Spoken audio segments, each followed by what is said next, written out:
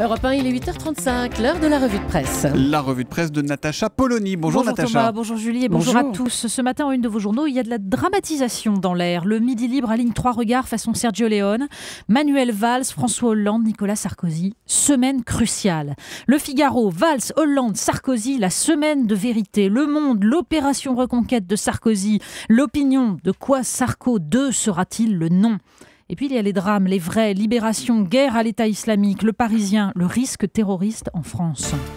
Cette coalition contre l'État islamique prend beaucoup de place dans les journaux ce matin. Oui, et le ton est grave dans les éditoriaux, pas de fanfaronnade, pas de lyrisme facile, mais un mot martelé, barbarie. Certains, comme Dominique Garot dans la Charente Libre, évoquent la complexité d'un phénomène devenu mondial. Sous des appellations différentes, les étendards sanglants du djihadisme pavoisent aujourd'hui du Nigeria au Pakistan.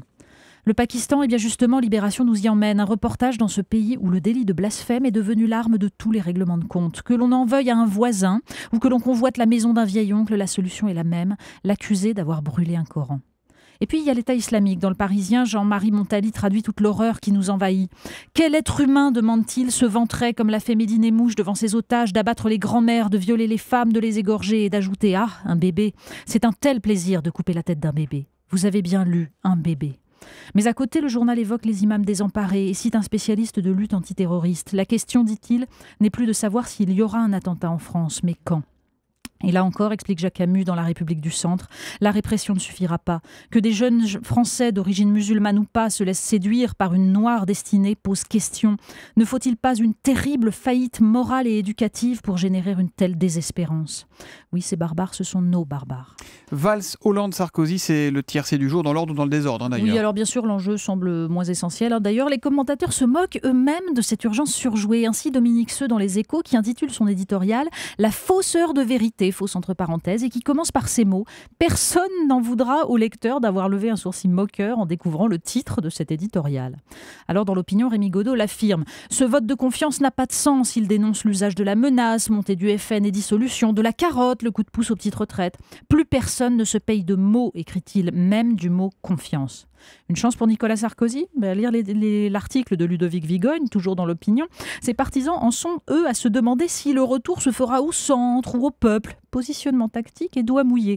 Pas de quoi rendre la semaine vraiment cruciale. On parle des pesticides également ce matin. Mais oui, parce qu'on le sent agacé, le chroniqueur environnement du Monde. Son article s'appelle « Ces nitrates que je ne saurais voir » et il dénonce la façon dont le gouvernement vient d'annoncer la renégociation de la directive européenne contre les nitrates pour éviter une nouvelle condamnation. Alors peut-être la lecture de cet article des Échos fera-t-il changer d'avis nos dirigeants. Il est signé Yeskel Benari, neurobiologiste, et il évoque les dernières études qui démontrent le lien entre l'exposition aux pesticides pendant la grossesse et le développement de l'autisme. Ne serait-il pas plus sage, demande-t-il, de refaire de l'agriculture raisonnée et raisonnable plutôt que de favoriser l'apparition de maladies cérébrales chez nos enfants, tout en contribuant massivement au désastre écologiste qui nous pend au nez ? On enchaîne avec un petit cours d'orthophonie, on articule. Oui, parce que c'est la rentrée, ça nous concerne tous. On se pose la question du retour chez les orthophonistes. Alors il y a un article dans l'IB et puis surtout un numéro de la revue Le Cercle Psy sur la nébuleuse des 10, dyslexie, dyscalculie, dyspraxie, qui permettent aux professeurs et aux parents de mettre sur l'échec des mots qu'ils ne maîtrisent pas mais dont le caractère médical déculpabilise. Alors comment limiter les difficultés ?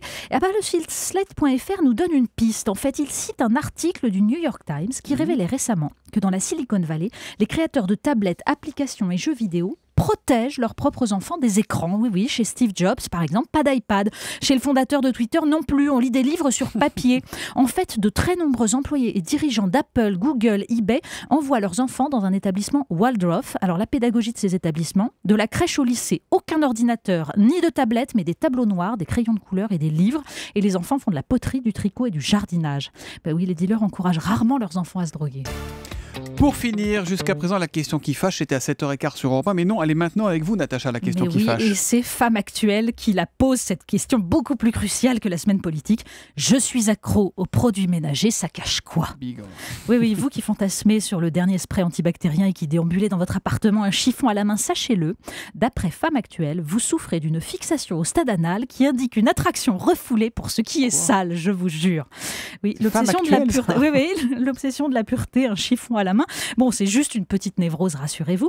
En politique ou en religion, c'est aussi l'expression du refoulé, mais c'est beaucoup plus dangereux. La revue de presse de Natacha Polony tous les matins à 8h30 sur Europe 1.